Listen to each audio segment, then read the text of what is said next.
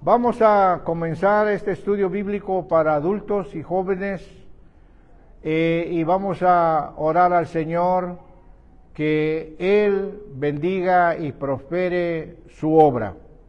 Amén.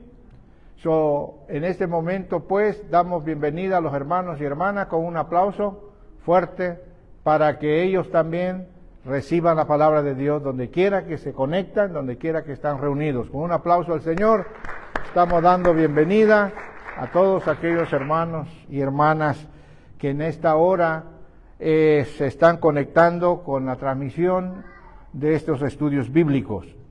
El nombre de nuestra iglesia aquí está en el símbolo, Iglesia Fraternidad Cristiana de la Iglesia de Dios.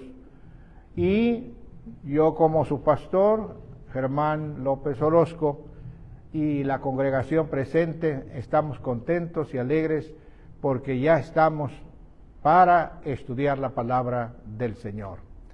Y en este momento pues vamos a concentrarnos en el pasaje bíblico. Esta concentración, hermano, amén.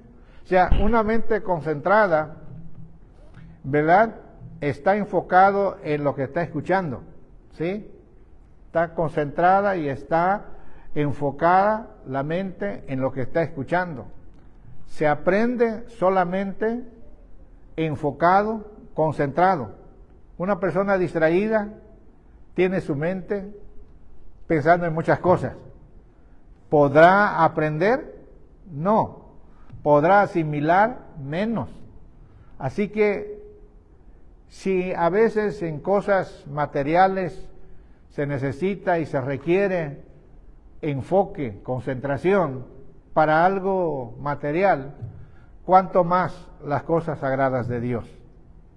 ¿Cuántos dicen amén eso? A las cosas sagradas de Dios hay que tener nuestra mente concentrada, enfocada para aprender. Digan conmigo, yo quiero aprender de la palabra del Señor. Y ustedes saben, hermano, que hay dos tipos de sabidurías. Uno que se recoge de los libros, uno que se recoge de los padres, de los maestros, de todo eso. Ese es un tipo de sabiduría. Pero es una sabiduría material, humana, que nos ayuda para hacer nuestras actividades prácticas. Pero hay la otra y la buena, que es la sabiduría espiritual. Y esa sabiduría espiritual procede, ¿verdad? Se adquiere a través de las Sagradas Escrituras. Así que en esta hora podemos nosotros escudriñar con la sabiduría que procede de la palabra para entenderla. Porque usted no puede, partiendo de cualquier cosa que sabe, ya sea de un libro, lo puede comparar con la Biblia. O sea, la Biblia es el libro sagrado de Dios. Es un oráculo. Es una revelación especial, escrita para instruir al pueblo de Dios. Así que con esa sabiduría de Dios nos acercamos para examinar estos versículos. Se trata de persecución. Digan conmigo, de persecución. Ya en las clases pasadas hemos hablado de la vida humana está rodeada de persecuciones. Persecución mental, persecución emocional, persecución sentimental. Estamos rodeados de circunstancias que se convierten a veces en nuestros propios enemigos. ¿Cierto o no es cierto? O sea, porque no encajan, ¿verdad? No encajan con lo que dice las Sagradas Escrituras y se convierten en nuestros enemigos. ¿Sí? Hay un texto de la Biblia que dice que el peor enemigo está en tu misma casa. Y fácilmente nosotros lo primero que pensamos es mi esposa, mi esposo, mis hijos. Ese texto no comienza con ese enfoque. El peor enemigo de la casa está hablando de una casa espiritual. Digan conmigo, casa espiritual. ¿Qué no así dice la Biblia? Que nosotros somos templo de qué, hermano Daniel, hermana Jessica, somos templo de qué, del Espíritu Santo, ¿sí? Nuestra vida. En los judíos había un tabernáculo donde se reunían, etcétera. Pero en el Nuevo Testamento se habla de un nuevo tabernáculo, que son nuestros corazones. Por supuesto, limpiados, santificados, perdonados, creyendo en la palabra de Dios. Se convierte en un tabernáculo espiritual. Y ahí es donde el Espíritu Santo mora, se comunica, ¿verdad?, con los creyentes. Y por lo tanto, la persecución pues comienza con los de la casa espiritual. ¿Sí me explico? La casa espiritual. Los peores enemigos no son tus hijos, los peores enemigos no son tus vecinos, no son tus hijos, tus hijas, no es tu esposa, no es tu esposo. ¿No es ese el peor enemigo? O sea, el peor enemigo es el que está en desacuerdo con que nuestro tabernáculo espiritual, la casa espiritual de nuestro corazón, no entre cosas espirituales. Esas son las cosas, ¿verdad?, que se convierten en el enemigo de nuestra casa espiritual.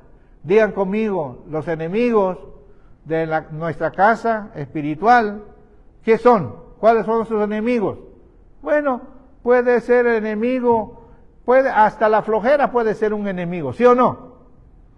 Pensamientos negativos, un estado emocional que no está firme, no estable, no está balanceado. ¿Me entiendes? Se siente congojado, presionado, deprimido, todas esas cosas se convierten en enemigos de la casa espiritual. Así que tenemos que tener cuidado, ¿verdad?, de esos enemigos que rodean nuestra casa espiritual. ¿Sí me explico lo que estoy diciendo? Y son invisibles, ¿sí? Usted puede estar muy bien con su esposa, con su esposo y con sus hijos, pero eso no quiere decir que usted es vencedor, vencedora de esos enemigos que están tratando de atacar la casa espiritual de Dios. ¿Estamos de acuerdo? Porque la gente sin Cristo, ¿verdad?, aparentemente revelan un tipo de alegría, pero es pasajero, es terrenal, etcétera. Y no significa eso que está la presencia de Dios con ellos. Dios puede estar con la familia, con el esposo y la esposa y los hijos, y posiblemente las diferencias, que sí las hay, sí o no, pensamiento de uno y del otro son diferentes, pero eso no es lo que nos va a detener a no alimentar nuestra vida espiritual. Así que esos enemigos de la casa espiritual es la que tenemos que vigilar. Y en este pasaje bíblico surgió un enemigo, ¿verdad? Y ese enemigo provino, pues, principalmente de Satanás, porque Satanás es un opositor de Dios, de la creación, de todo lo bueno, de todos los planes y propósitos que Dios tiene para la humanidad. Enemigo número uno. Pero él se esconde detrás de toda acción, de toda escena, de toda película. Él se esconde, pero proyecta sus intenciones, ¿sí? Proyecta sus intenciones. Y una de las intenciones que proyecta, que este pasaje habla, es la persecución. Pero la persecución no existe por sí sola. La persecución proviene de alguien, una persona que, influido por su religiosidad, porque el caso de Saulo era externamente, era un hombre religioso, un hombre puro, un hombre que practicaba la ley del Antiguo Testamento, ¿sí? Una persona intachable, por decirlo así. Sin embargo, esa pureza, por decirlo así, ese pensamiento religioso de él lo convirtió en el peor enemigo de los cristianos, ¿sí? Peor enemigo. Y él desató entonces una gran persecución contra los seguidores del Señor. Así que esa persecución provocó que los cristianos se esparcieran. Digan conmigo, la persecución tiene la tendencia de sacarte. Por eso hay gente, hermano, que se aleja de Dios, se aleja de la congregación, sin darse cuenta, ¿verdad?, que hay algo en su pensamiento, en su corazón, que lo hace salir ¿Qué sucedió con Adán y Eva cuando ellos desobedecieron la ley de Dios? ¿Siguieron estando felices? No. Dice la Biblia que se escondieron debajo de los árboles, huyendo de la presencia de Dios. Y eso es lo que pasa, ¿sí? Eso es lo que sucede, la persecución. Entonces, causó que los creyentes, los cristianos, buscasen refugio. Y eso no significa que buscar refugio no significa miedo, ¿sí? Podemos tener un tipo de miedo que es natural, ¿verdad? Caerse, resbalarse, un accidente, una balacera y todo eso, ¿no es cierto? Y buscamos una cierta manera de refugiarse, etcétera. Pero mire, hermano, aquí está una enseñanza muy importante en nuestras vidas. O sea, la persecución se puede tomar dos acciones: uno, enfrentarla, y otro, refugiarse. Pero refugiarse no significa miedo. Digan conmigo, buscar refugio no significa miedo. ¿Lo puedo repetir otra vez? Ayúdenme. Buscar refugio no significa tener miedo. Por estas razones, miren lo que pasó aquí en el versículo 4. Hechos 8, versículo 4. Dice, fueron esparcidos y por todas partes estaban anunciando ¿qué? El Evangelio. Así que había un propósito de Dios. Y ahí es donde, hermanos, cambia las cosas. Muchas veces enfermedades, nuestras economías y muchas cosas que suceden, conflicto interfamiliar, muchas veces tienen la tendencia de que controlar nuestras mentes, poner en nuestras bocas palabras negativas. Pero esta gente, siendo perseguida, buscaron refugio. Y en el camino hacia el refugio, ellos anunciaban el Evangelio. ¿Qué tan poderoso es la fe? Digan conmigo, yo tengo una fe poderosa, que aunque yo estoy rodeado y perseguido de cualquier situación y problemas y tantas cosas, eso no nos va a robar el gozo del Señor. El gozo del Señor es más fuerte, más poderoso para seguir hablando de Él, anunciar el Evangelio. Cuando se habla de anunciar el Evangelio, es lo mismo anunciar el Evangelio a los que ya están convertidos que los que no se han convertido. ¿Es lo mismo?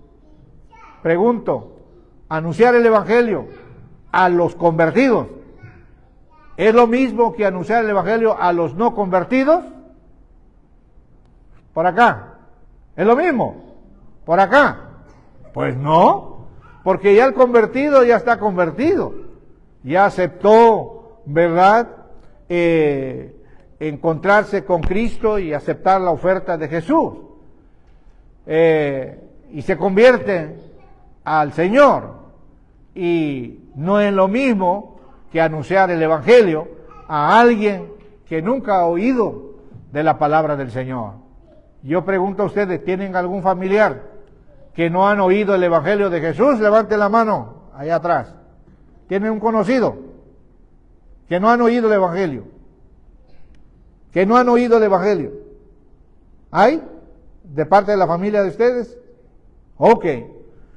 ¿Cuántos de ustedes tienen familiares que han oído el Evangelio de Jesús? Levante la mano. Han oído del Evangelio. Familiares nuestros. Puede ser hijos, hijas, hermanos, hermanas, tíos, abuelos, que ya escucharon el Evangelio, ¿sí?, por medio de tu testimonio. Ya saben, ¿sí? Pero algunos necesitan que se les explique más. Porque yo entiendo dos cosas, hermano. La gente no quiere convertirse al Señor. ¿Saben por qué? Porque no ha habido alguien que lo explique en una forma sencilla, básica, qué es la oferta que el Evangelio de Jesús ofrece para los no convertidos. Porque hay oferta, hermano, ofertas eternas. No es lo mismo levantarse, vivir y morir que vivir creyendo en el Señor. ¿O es lo mismo? No es lo mismo. ¿Sí? No es lo mismo. Así que, mi hermano, vamos a comenzar con nuestros mismos familiares. ¿Sí o no? Vamos a comenzar con nuestros mismos familiares. ¿Qué necesitamos hacer? Anunciarle el Evangelio. En otras palabras, para los que ya escucharon una vez el Evangelio, pero no vemos que reaccionan, no vemos que deciden creer en el Señor. ¿Qué es lo que necesitan y qué es lo que debemos de hacer? Explicarle el Evangelio de una forma básica. Digan conmigo, lo que necesitamos es explicarle el Evangelio de Jesús de una forma básica. ¿Está claro? Miren, hay un ejemplo, con esto cierro. Este pasaje se habla de un seguidor de Jesús llamado Felipe, ¿sí? Que se convirtió en un predicador ambulante, un predicador callejero, un evangelista, uno que anda en las calles predicando, que anda a cualquier persona que encuentra en el camino lo saluda y le da el evangelio de Jesús, le comparte. Entonces Felipe era. Un día, aquí en este pasaje, lo vamos a leer después, de que un día predicando él, alguien tocó su espalda y miró y no miró a nadie. ¿Sí? Alguien le movió. ¿Usted ha sentido alguna vez que alguien le tocó? Pero que usted ve y dice, bueno, ¿qué me tocó? ¿Sí? Y no encuentra usted a nadie. O sea, hay muchas maneras de cómo Dios, ¿verdad?, revela su plan, su propósito en la vida de la persona que está activa. Porque eso solamente es los que están activos en el servicio del Señor, donde Él interviene tocando. Entonces, dice el texto bíblico que un ángel le tocó y le habló. Y le dice, Felipe, quiero que en este momento dejes de predicar porque ya terminaste, ya oraste, ahora tengo un plan para ti. ¿A qué hora era la predicación de Felipe? Pues la costumbre es de tarde, de noche, aunque cualquier tiempo se predica. ¿Sí? Entonces, y la voz del ángel del Señor le dice, sígueme. Él no sabía dónde, pero la voz del que le tocó la espalda se puso enfrente de él, sígueme. Y Felipe entonces se puso detrás de ese ángel y lo llevó, no sabemos cuántas horas, posiblemente días, etcétera, cruzando cerros, montañas, todo eso. El asunto es que divisaron a una persona que iba en una carreta, un carruaje, regresando de la ciudad de Jerusalén para ir a su tierra en Etiopía. Y este hombre, sentado en el carruaje, estaba leyendo las Escrituras. Y usted dice, qué casualidad. No hay casualidad, hermano, en el reino de Dios. Digan conmigo, no hay casualidad en el reino de Dios. Cuando Dios te habla, cuando Dios se revela, cuando Dios te dice, no es casualidad, hay un propósito. Y atiéndalo, respóndele. ¿Sí? Respóndele. Porque ahí está tu bendición. ¿Cuántos quieren recibir la bendición de Dios? Entonces, Felipe seguía a ese el que le estaba guiando hasta acercarse al carruaje. Y estaba escuchando Felipe a ese personaje que estaba leyendo el pasaje de Isaías 53. Que habla del cordero, del que no abrió su boca y se fue al matadero y todo. Estaba leyendo esta persona ese pasaje. Y Felipe entonces se acercó más de cerca y le preguntó, hey, no conozco tu nombre, no sé quién eres, pero estás leyendo un pasaje que Dios te ha dado. Y te pregunto, le dijo Felipe, ¿entiendes lo que lees? Y aquel señor que estaba leyendo, y contestó, ¿cómo voy a entender si no hay nadie que me lo explique? Anunciar el Evangelio, hermano, para los que ya escucharon el Evangelio, pero no se convierten, no se entregan, necesita una explicación. ¿quién creen ustedes que lo va a hacer? En el caso de Felipe fue un ángel que lo tocó y lo guió.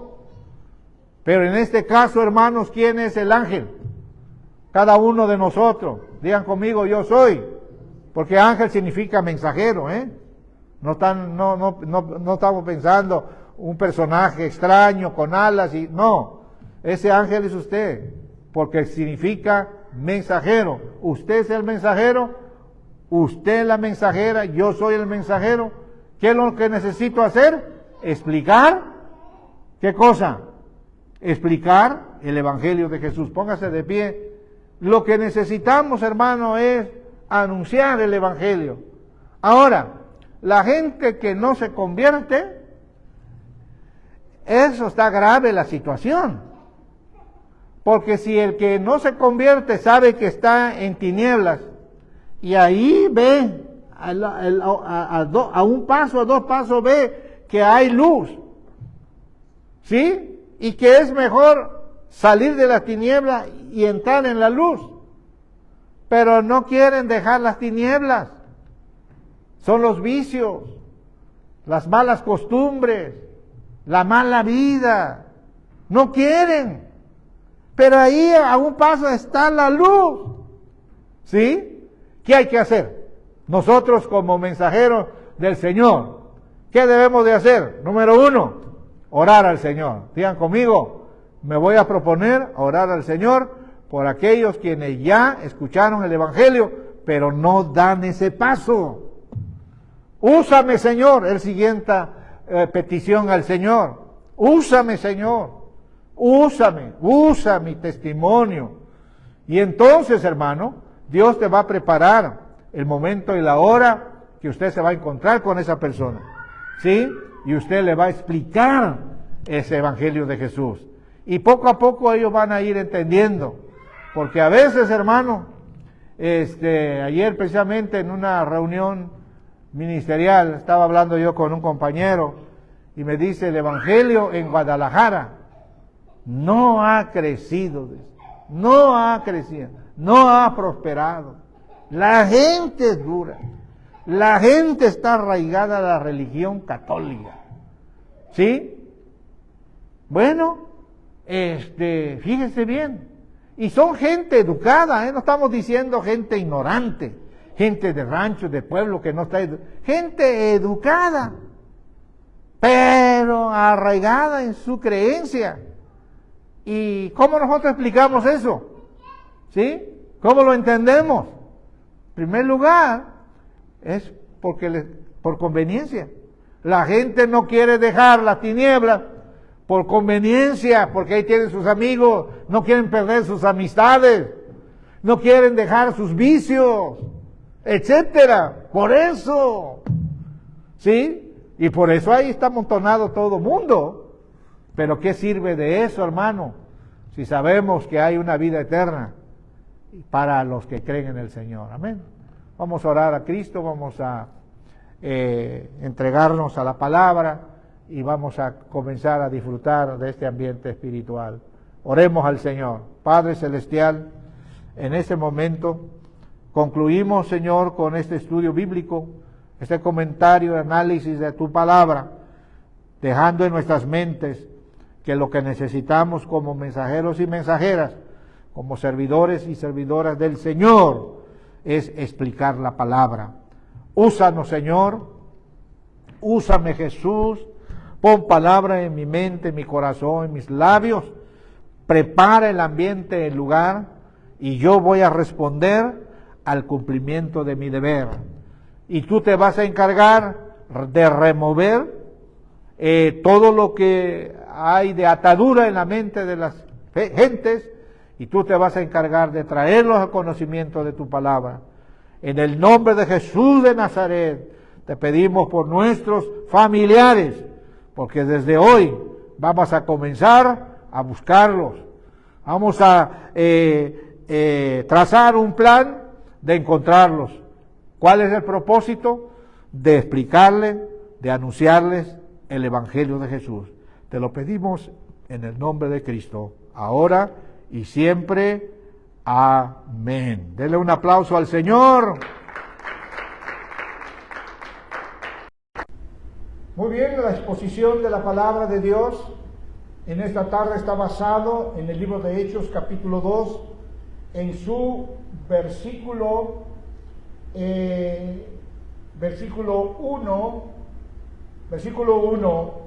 y 2 del libro de Hechos, de la historia del Espíritu Santo. Voy a pedir que se pongan de pie y vamos a leer este texto bíblico, ¿verdad?, en la que me voy a basar la predicación.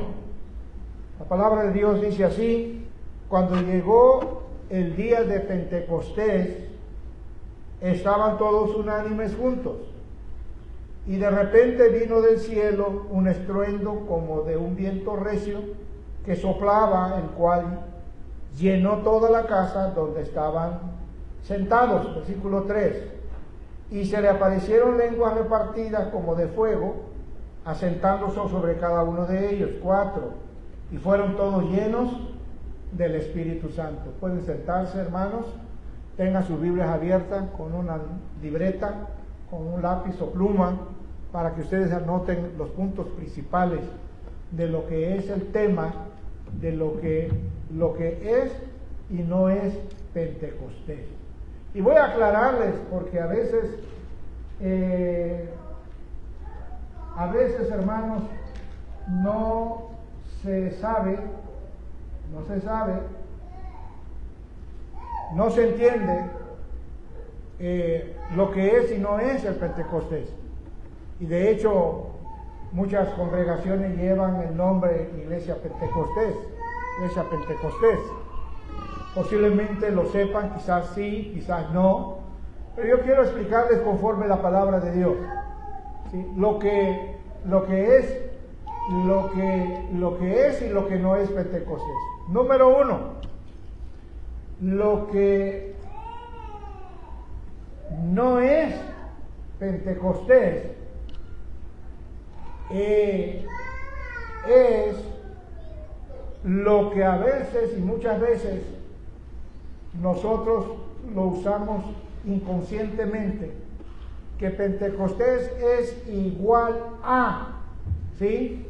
Es como decir 2 por 2 son 4. O sea, Pentecostés no es igual a, digan conmigo, Pentecostés no es igual a, repito, Pentecostés no es igual a. ¿Y por qué no es igual a? ¿Cuáles son esas cosas que Pentecostés no es? En primer lugar, el Pentecostés se le relaciona, ¿sí?, con el Espíritu Santo. Y ahí donde voy a aclarar. El Pentecostés, hermano, es una celebración, es una fiesta, ¿sí? La Biblia, las Sagradas Escrituras, la que tiene usted en la mano, están trasladadas, traducidas en muchos idiomas, ¿sí? En muchos idiomas del mundo. Pero vamos hacia el comienzo. O sea, los primeros 3 idiomas, o 2 idiomas, los primeros 2 idiomas que la Sagrada Escritura fue traducida, ¿sí? Fue traducida. Porque una traducción a otro idioma es para alcanzar a la gente que habla otro idioma, que no es cierto. Entonces, la Biblia comenzó con la traducción hebrea. Vean conmigo, la primera Biblia, su traducción original es la lengua hebrea, la lengua que hablaba Jesús, la lengua que hablaban los apóstoles, la lengua que hablaban los cristianos convertidos porque eran judíos, la lengua que hablaban los profetas. Esa era la lengua en la que se reveló Dios a los profetas para que escribiesen lo que son los 39 libros, o sea, el Antiguo Testamento. Entonces, llegó el tiempo, digan conmigo, llegó el tiempo, ¿sí?, en que el Evangelio de Jesús, impulsado, ahora sí, por el Espíritu Santo, cruzó las fronteras. Cuando las Sagradas Escrituras cuando la revelación de Dios, cuando la palabra de Dios cruza fronteras, y esa frontera donde cruzan, se habla otros idiomas. ¿Cómo van a entender el hebreo que en esa otra frontera no se habla el hebreo? Así que hubo la necesidad, digan conmigo, hubo la necesidad de traducir la Biblia hebrea a la lengua griega, ¿sí? A la lengua de los griegos, para que ellos pudiesen entonces estudiar la palabra, entender la palabra, cuál es el plan, cuál es el propósito de Dios. Así que ahora ya tenemos dos lenguas, la hebrea y la griega. Entonces, la Biblia hebrea se tradujo a la lengua griega, ¿sí? Donde los griegos hablaban ese idioma. Y con ese idioma griego, ahora, ¿cómo se va a traducir las palabras? Porque usted escucha, por ejemplo, el inglés. Usted no puede traducir literalmente la palabra en español. O sea, tiene que buscar otra palabra parecida y que dé el mismo significado. ¿No es cierto? Lo mismo. Usted no puede traducir al inglés el español. O sea, se tiene que buscar una palabra en inglés que, de uso general, que pueda dar, entender el mismo significado que la palabra en español se está diciendo. Así que hay modificación de una traducción de un idioma a otro. Entonces, vamos ahora a la traducción hebrea. En el calendario de los judíos, ¿verdad? Habían varias fiestas que ellos guardaban por mandato de Dios y por Moisés. Lo hizo una ley, y la ley se calendarizó, y todo el pueblo judío tenía que saber la fecha cuando ellos salieron de Egipto, ¿sí? El día que salieron de Egipto, ¿sí? Y entonces, y era la fecha de la Pascua. Pascua significa la muerte de los primogénitos. Sucede que la medianoche, cuando Dios a través de Moisés le dijo al pueblo, a la medianoche, cuando escuchen la muerte de los primogénitos, ese va a ser el momento que cierren las puertas y las ventanas de su casa, olvídense de todo, y ahora van a congregarse, me van a seguir a mí, porque tenemos que salir de este ambiente de esclavitud para ir a la tierra prometida. Así que desde ahí entró dentro de la fiesta de los judíos que el día de la salida de Egipto se celebró hasta el día de hoy la fiesta de la Pascua, la muerte de los primogénitos. ¿Está claro? Y en el camino que iban caminando, Dios le habló a Moisés, di al pueblo de Israel, para que no se olviden de mi ley, que no se olviden de mi mandato, y esto es lo que yo pido, que hagan fiesta. Entonces aparece nombre de otras fiestas, fiesta de los tabernáculos. Por ejemplo, la fiesta de los tabernáculos son tiendas, carpas, y eso fue el sistema de las viviendas de todos los judíos por 40 años mientras cruzaban el desierto.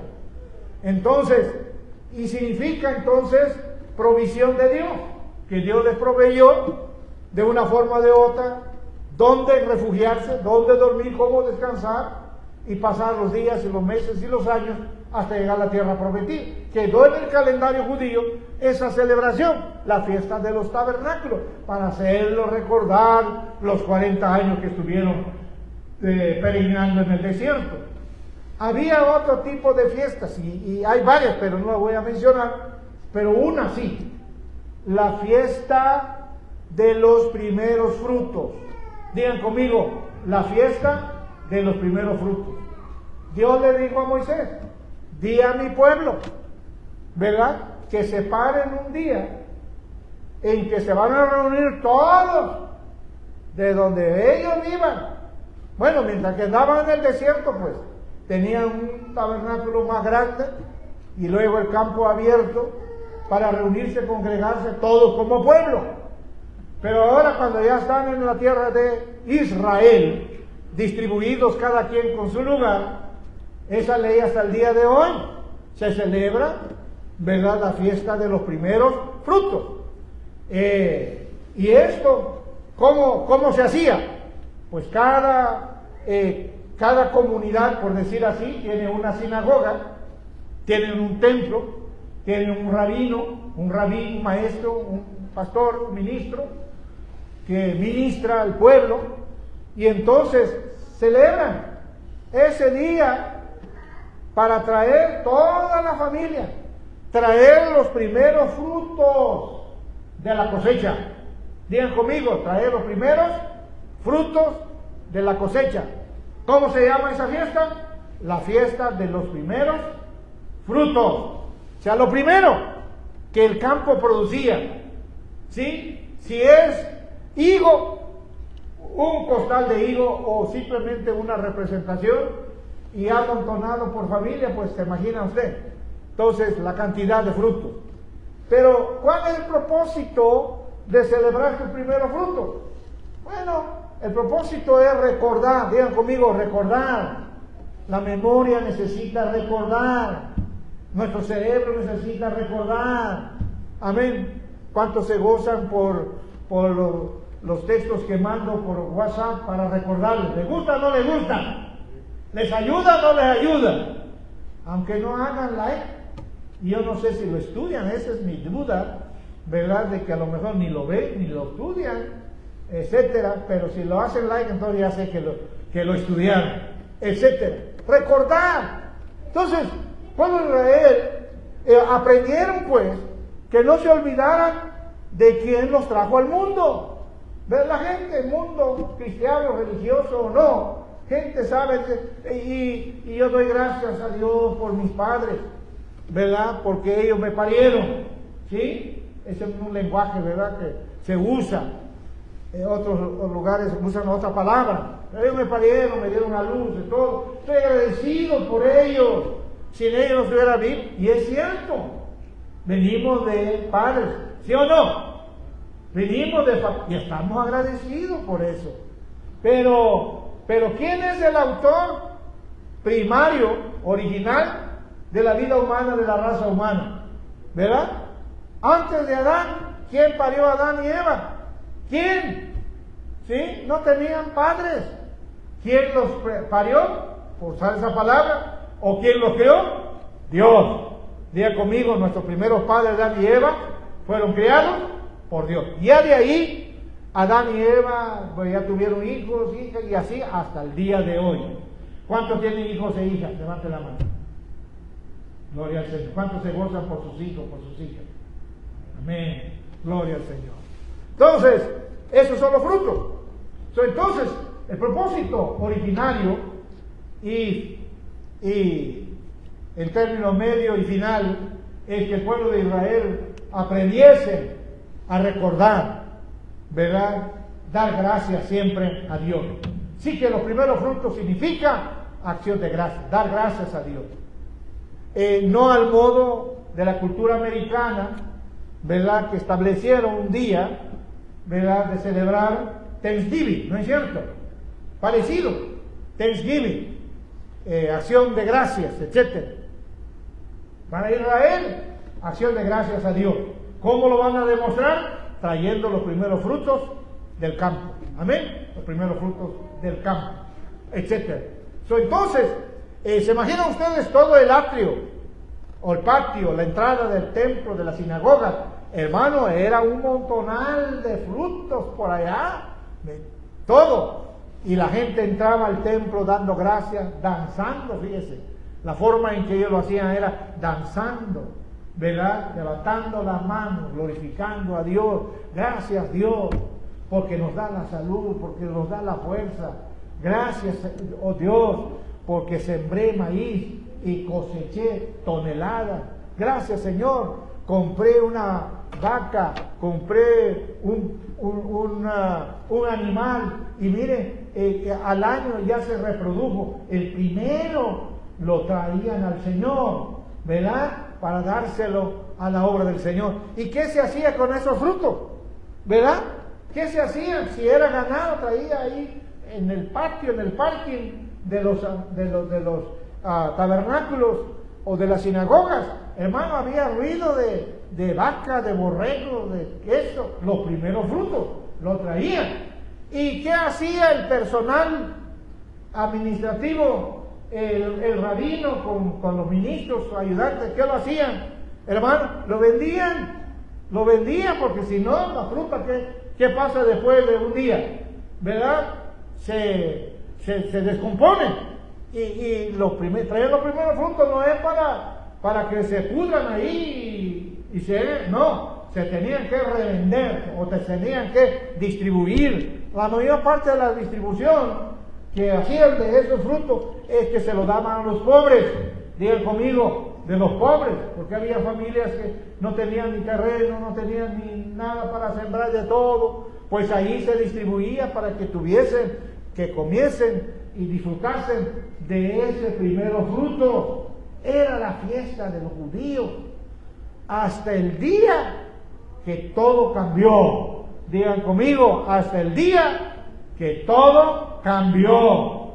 Los primeros días de los frutos. Y luego entonces, en el hebreo así dice, 7 semanas.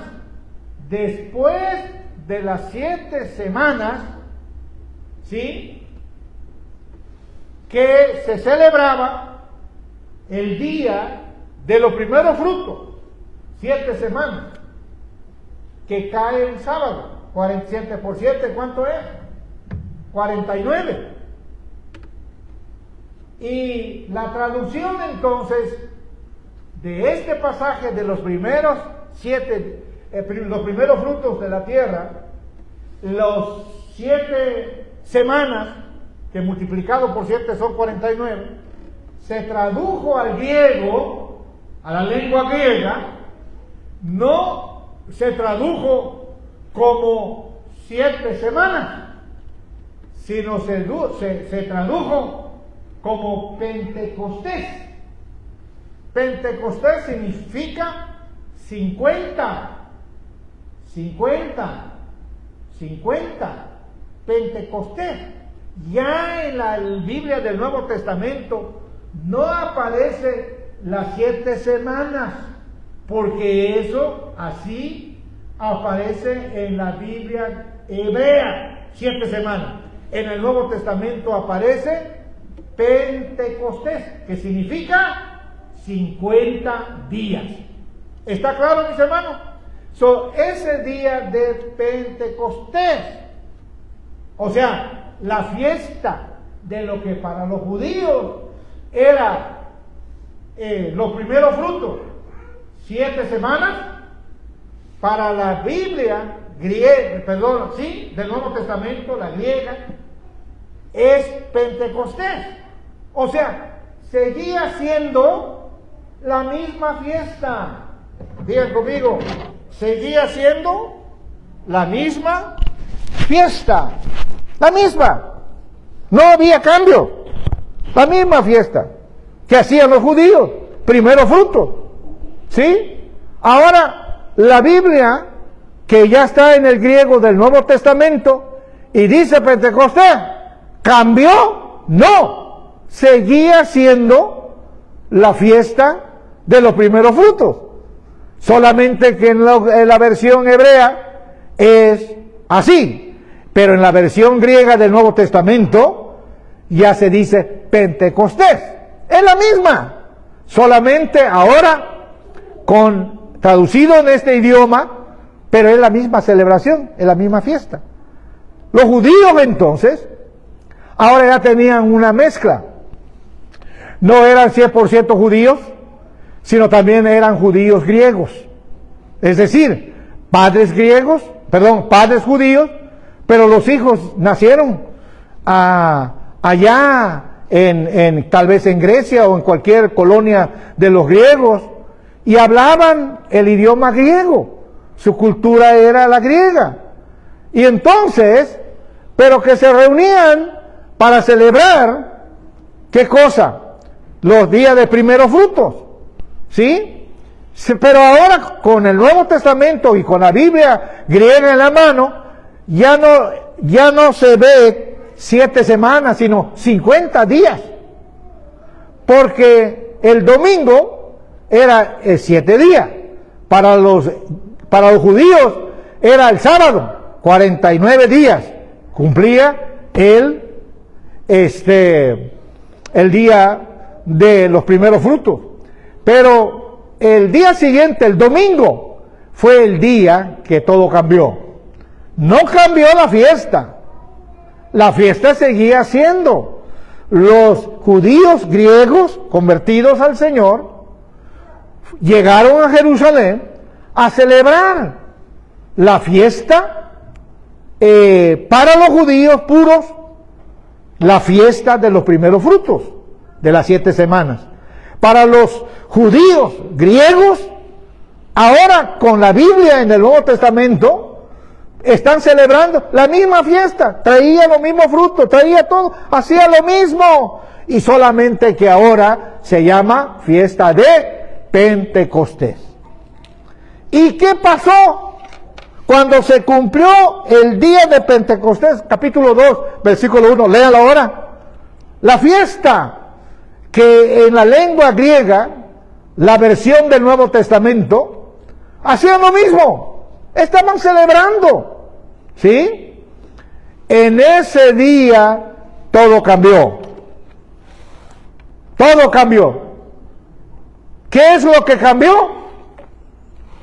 Cumplimiento. Digan conmigo, lo que cambia es cuando tú prometes algo y lo cumples. Lo que cambia es cuando se habla algo, se promete algo y se cumple. Ahí viene el cambio. Mientras que no hay promesa, todo sigue igual. Diga conmigo, mientras no hay promesa, todo sigue igual. ¿Sí?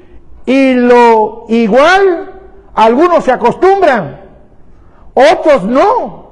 La generación nueva, con otros idiomas, con otras culturas, se aburren, porque ellos quieren algo nuevo, algo novedoso, algo que les deleita, algo que les hace pensar, otro sabor de celebración. Todo cambió por una promesa. Dios le dijo a Abraham, sal de tu tierra, de tu parentela. Ahí está la promesa. ¿Qué hizo Abraham? Creyó, porque solamente la promesa se experimenta para aquellos quienes creen, y los que no creen es igual día y noche, es lo mismo, ya saben todo, y como ya saben todo, nada sucede, todo es lo mismo. Entonces, pero Abraham creyó, ¿y qué hizo? Abandonó su tierra, vendió todo lo que tenía, se llevó todos sus ganados, todos sus familiares, a una tierra prometida. Dios le prometió, Dios le dio promesa de protección. Cuando hay una promesa, hay un hay un paquete de protección. Nadie vende un producto si no viene consigo una garantía. ¿Sí? Si te salió defectuoso, empaquétalo y regrésalo. Te damos otro nuevo. Todo tiene una cobertura. Y la promesa de Dios a Abraham tenía una cobertura. Yo te voy a proteger. ¿Ok? Cualquiera que levante la mano contra ti, cualquiera que te va a maldecir, cualquiera que te cierra la puerta, cualquiera que te mira con ojos malos, cualquiera que te pone el dedo, cualquiera que te saca la lengua, cualquiera que te inventa puras mentiras de todo. No te preocupes, Abraham, yo te prometo protección. ¿Cuánto dan un aplauso fuerte? Que en la promesa de Dios hay protección. No te preocupes, hermano, del enemigo que te ve con cara mala. No te preocupes, hermanos choferes, que cuando vas manejando, al rato alguien te pita para atrás y te calienta la sangre. ¿No es cierto? Te asusta, por eso te calienta la sangre. O otros que sacan la mano, el dedo, ¿verdad? No te preocupes, no te preocupes, estás protegido. ¿Cuántos alaban al Señor? Estás protegido, estás protegido. ¿Sí? A veces, hermano, cuando suceden incidentes o accidentes de ese tipo, hermano, y alguien le responde y le devuelve, hermano, salen matándose. ¿Sí? No vale la pena, hermano, perder tu vida simplemente porque aquel te maldijo, simplemente porque aquel te gritó y todo, y tú quieres que también desafiarlo, etcétera, etcétera. La promesa de Dios está incluido protección. ¿Cuántos lo creen? Atrévete a creer en esa promesa porque es fiel, hermano. ¿Sí? Es fiel.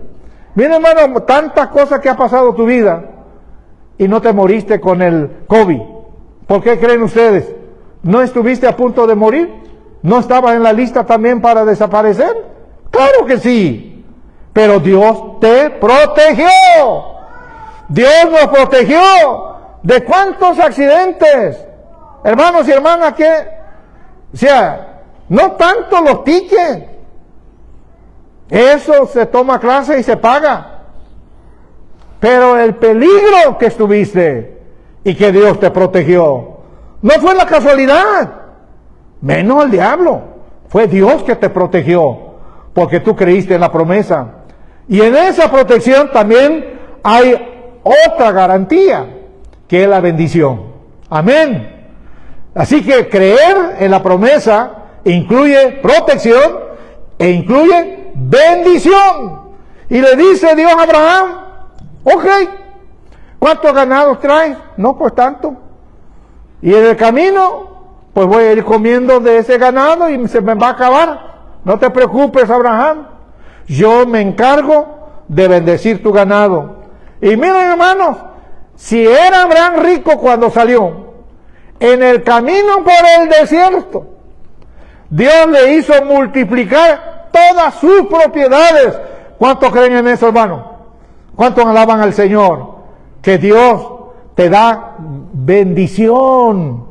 ¿Sí? Dios te bendice. No nada más te protege, te bendice. ¿Sí? Cuando termina un trabajo y dice, no, ya se acabó el trabajo. Y tú, en lugar de estar triste de todo, estás lleno de esperanza, porque tú no estás creyendo en lo que es lo material, estás creyendo en la promesa de Dios. ¿Sí? De protección y de bendición. A nadie, ninguno de ustedes ha quedado sin trabajo, ¿sí o no? Dios lo ha sacado, hermano, de la pobreza. ¿Cuántos de ustedes comprueban que Dios lo sacó de la pobreza? ¿Cuántos de ustedes, hermano? ¿Sí? Éramos pobres. A comparación de lo que ahora somos y tenemos, hermano, somos bendecidos. Amén. Somos bendecidos. No porque estamos en Estados Unidos. Es que la promesa de Dios de protección y bendición, hermano, eso donde quiera está. Si te tocara estar en México, donde quiera que estuvieras, esa promesa de Dios te hace, hermanos, ser bendecido. ¿Cuánto lo creen? Entonces, así sucedió con Abraham. Ahora, conectando con ahora lo que sucedió, el cambio fue una promesa. Joel 2:28, abran sus Biblias. ¿Qué dice Joel 2:28? El profeta Joel, hermano, vivió en los peores tiempos, en los peores momentos de una hambruna, de una plaga, de una sequía mortal. Esa es la vida de este profeta. De una sequía mortal, en donde todos los productos se escasearon, se acabaron, etcétera. ¿Cómo es posible que en medio de una sequía mortal pueda surgir una promesa, pueda surgir una bienaventuranza. ¿Cómo? Aquí está, es que la promesa de Dios no depende del campo bueno donde tú estás. Digan conmigo, el campo bueno no depende del terreno donde tú estás, del campo donde tú estás. No depende, hermanos, de la condición donde tú estás. Si donde tú estás hay pura gente maleante, ¿por qué Dios te tiene ahí? Porque Dios te ha prometido protegerte y bendecirte ahí donde estás. ¿Cuántos dicen amén a eso? Cuando llegó el momento, cuando se multiplicaron tantos el bienestar, las propiedades, el ganado de Abraham, y su sobrino que llevó consigo era Lot, también fue bendecido. Muchas veces, hermanos, no entendemos el misterio de Dios, de que por medio de usted, su sobrino, su hijo y su hija pueden tocar también una bendición de Dios. ¿Cuánto creen en esa promesa de Dios? Por eso cuando oras por tu hijo, por tu hija, hermanos, tú estás impartiendo esa bendición de Dios. Entonces ya no podían estar en el mismo lugar, ya no podían vivir en el mismo campo y terreno. Entonces Dios habló con Abraham, y Abraham se juntó con su sobrino a Lot y le dijo: mira, tus criados se han multiplicado, tus ganados se han multiplicado, el campo no da abasto, tomemos una decisión de que cada quien tome otro rumbo para poder así, hermanos, seguir la bendición de Dios. Y hicieron eso. ¿Y qué es lo que pasó? Lot alzó sus ojos. Como que Lot, hermano, era sobrino de Abraham, pero no tenía la misma fe, la misma esperanza de Abraham. Él se fijó de lo material, alzó sus ojos y miró, hermano, una zona de campos verdes, una zona de mucha vegetación y pastos y todo, y le dijo Abraham a él: ¡escoge! Y Lot dijo: pues voy a agarrar por este lado donde veo campos verdes, cosas verdes, etcétera, señal de vida. Y bueno, escogió. Lot se fue con todos sus empleados, con todo su ganado, y le quedó a Abraham todo lo seco, seco. Pero cuando alguien cree en la promesa de Dios, digan conmigo: yo creo en la promesa de Dios. Y la promesa de Dios no depende del campo verde donde tú estás, no depende de lo que tú ves con los ojos, depende de tu fe que esté arraigada en la promesa de Dios. ¿Cuántos dan un aplauso fuerte a nuestro Señor Jesucristo? ¿Están entendiendo, hermano, el mensaje de la palabra? ¿Están comprendiendo? Abraham tomó todo lo que quedaba en el desierto, y tomó en el desierto y se fue por todo campo árido. ¿Le faltó a Abraham alimentación para su ganado? No. ¿Le faltó, hermano, provisión de Dios? No. Es que cuando hay una promesa de Dios, de protección, de bendición, donde quiera que usted vaya, dice uno de los salmos: aunque ande en valle de sombra y de muerte, no temerás más alguno, porque la bendición, porque la protección de Dios estará contigo y con tu familia. ¿Lo creen o no lo creen, hermanos? ¿Lo creemos o no lo creemos? Y eso es lo que pasó con Abraham. Ahora, Joel, una sequía, una mortandad horrible. Y cómo en medio de ese muerte, olor a muerte, surge una esperanza.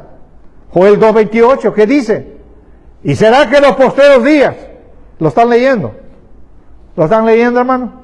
Léalo, porque cada vez que usted lea un texto, es una bendición de Dios que usted está recibiendo, porque no está leyendo palabra de hombre, sí está leyendo palabra de Dios. Y cada vez que usted lea un texto de la Biblia, cada vez que usted lo lea, está usted recibiendo la palabra, el poder del Señor. Amén. Entonces, pues, y será que en los postreros días derramaré de mi espíritu sobre toda carne, sobre toda la humanidad, sin distinción, en todos los niveles. En la profecía de Joel estaba hablando acerca del derramamiento del Espíritu Santo, acerca de la venida del Espíritu Santo. De eso estaba hablando Joel 2:28. Y en esa llegada del Espíritu Santo se iba a eliminar la forma en que se clasifica a la sociedad, a la gente por lo que tiene. Eres pobre, eres medio pobre, eres medio rico, eres súper rico, etcétera. El derramamiento del Espíritu Santo vendría a eliminar todas las barreras, todas las diferencias sociales que existen en la humanidad. ¿Sí me explico? Vino y de establecer un nuevo pacto con Dios donde todos somos iguales. ¿Cuánto puede decir? Todos somos iguales. Todos somos uno en Cristo Jesús. Y por lo tanto, y cuando se cumplió el día del Pentecostés 50 de la versión griega, ¿qué se celebraba el día 50? ¿Qué se celebraba? Los primeros frutos. Los primeros frutos. Pero hubo un cambio en ese día. ¿Sí? Hubo un cambio que ahora se modifica la celebración. Cambia de dirección. ¿Cuánto creen ustedes que Dios tiene promesa de cambio para tu vida? ¿Cuánto creen que Dios, hermano, no se cansa en bendecirte? Dios no quiere que estés estancado, estancada en el nivel de tu fe. Dios quiere elevarte. Digan conmigo, yo quiero elevarme más y más en la experiencia con Dios. No quiero estancarme. No quiero que las cosas materiales me amarren, me esclavicen. Porque hay gente, hermano, que así está. ¿Sí? Y cuidado con eso. Cuidado con eso. Tenemos que, por eso, el escritor judío llamado Mateo, capítulo 6, 33, dice, mas buscad primeramente el reino de Dios. Y Jesús le dijo al diablo que le trajo una piedra. El diablo le dijo, di que esa piedra se hagan pan. Claro que el diablo creía que Jesús tenía todo poder para hacer que de una piedra se haga pan. El diablo ya sabía eso. Pero Jesús no anda entrando en el juego de Satanás, etcétera. Entonces, mis hermanos, encontramos pues el cambio. El cambio vino por una promesa. La promesa es de Joel 2:28. Y cuando llegó el día de Pentecostés 50, el Espíritu Santo descendió. ¿Y qué pasó? Los judíos siguieron con su Pentecostés, especialmente los judíos griegos, que hablaban el idioma griego. Hasta el día de hoy. Nuevo Testamento, usted no va a encontrar la palabra de 7 semanas. En el Nuevo Testamento, usted va a encontrar la palabra Pentecostés. Siguen celebrando Pentecostés como primero fruto de la tierra. ¿Y qué de mal está de eso, Pastor Orozco? ¿Qué mal está si yo estoy celebrando primero fruto? No hay nada de malo. No hay nada de malo que alguien lo siga practicando. Pero ese día, póngase de pie por favor, ese día, digan conmigo, ese día hubo el cambio. Ese día hubo el cambio. Y ese cambio lo hizo ¿quién? El Espíritu Santo. El cambio lo hizo ¿quién? El Espíritu Santo. ¿Ese cambio lo hizo quién? Digan, hermano, Espíritu Santo. Hay unos que no me lo están diciendo. Espíritu Santo. Él es el que produjo el cambio. Ahora ya no es fruto de primeros frutos. No es ese Pentecostés de fiesta, sino ahora es comunión bajo el poder del Espíritu Santo. Ahora los primeros frutos es tu vida, es mi vida, es tu fe, es tu entrega, es tu sacrificio, tu esfuerzo. Hermanos, y el Espíritu Santo en ese día del griego del Nuevo Testamento, Pentecostés, descendió. Digan conmigo, el Espíritu Santo descendió. ¿Y qué hizo?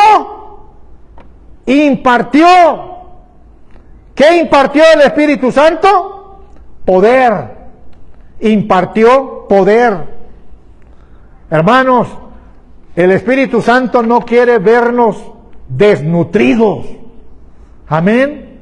De mala gana, que le tengamos miedo al diablo, que le tengamos miedo a la muerte, que le tengamos miedo a todas las noticias malas, que le tengamos miedo de todo, cualquier... No.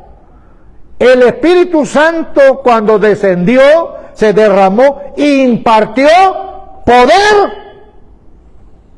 Digan conmigo, impartió poder. ¿Por qué?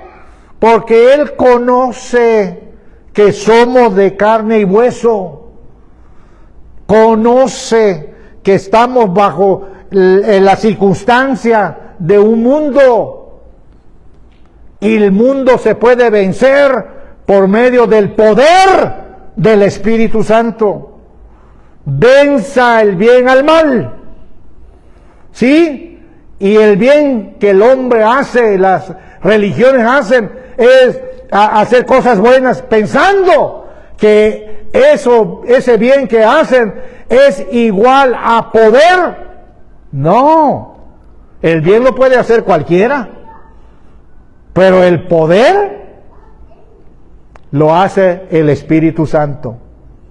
Hoy más que nunca, mis hermanos, necesitamos seguir ya no celebrando.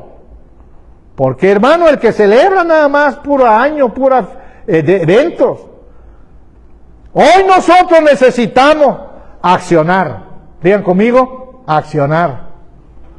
Cuando el Espíritu Santo se derramó, impartió, la congregación de 120, ese mismo día se multiplicaron en 3,000.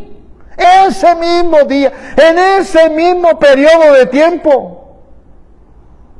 Pentecostés no es celebrar eventos. El Espíritu Santo, hermano, cambia la pasividad en acción activa. Lo que Él quiere es acción. Y usted es el primer fruto. Y la acción es lo que usted, al recibir la impartición del poder del Espíritu Santo, usted, hermano, va a empezar a accionar con el círculo familiar. Primer punto, hermano, de acción es juntarte con tu familia, leer pasaje bíblico todos los días. Amén. ¿A cuántos se levantan en la madrugada para orar? Levanten sus manos, por favor. Quiero verlos, porque queremos conectar con el ministerio de oración, hermano. En esa hora de la madrugada hay un ministerio de nuestra iglesia que está dirigiendo esas oraciones, peticiones y todo eso. Y muy bueno, hermano, donde quiera que tú estés, en tu casa, donde quiera que estés, hermano, dedica 15 minutos a levantarte para buscar la presencia, porque la impartición del poder del Espíritu Santo, mi hermano, es ¿qué cosa? Acción. Digan conmigo, acción. No celebración. No. Acción. Digan conmigo, acción. Hermano, alguien puede decir, ay, es que ya estoy cansado, ya mis huesos. Hermano, no ande hablando de hueso cansado. ¿Sí? Claro que sí se siente. Pero así como está cansado, usted puede estar activo. Miren, hermano, aquellos viejitos, bueno, no me gusta hablarle a viejito, ¿no? Pero Simeón era anciano allá en Jerusalén y no podía morir hasta que tuvo que presentar a Jesús, a Dios, en el templo. Había una mujer que se llamó Ana, ancianísima, pero hermano, tenía acción, tenía algo que estaba haciendo en el templo, orando al Señor.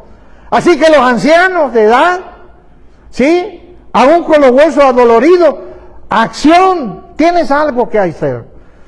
Y los demás jóvenes, ¿verdad? Ustedes, hermana Jessica, Isaí, Dayana, Neri, Diana, más jóvenes, hermana Alejandra, Daniel, todo, tienen fuerza, más acción, gloria al Señor, amén. Mientras más involucrado estés en la acción del poder del Espíritu, hermano, más bendición de Dios estará contigo. La primera acción es que he sentido en mi corazón concluir este sermón invitándoles para que todos pongan la primera acción. ¿Cuál va a ser la primera acción? Deje su lugar, véngase aquí en el altar.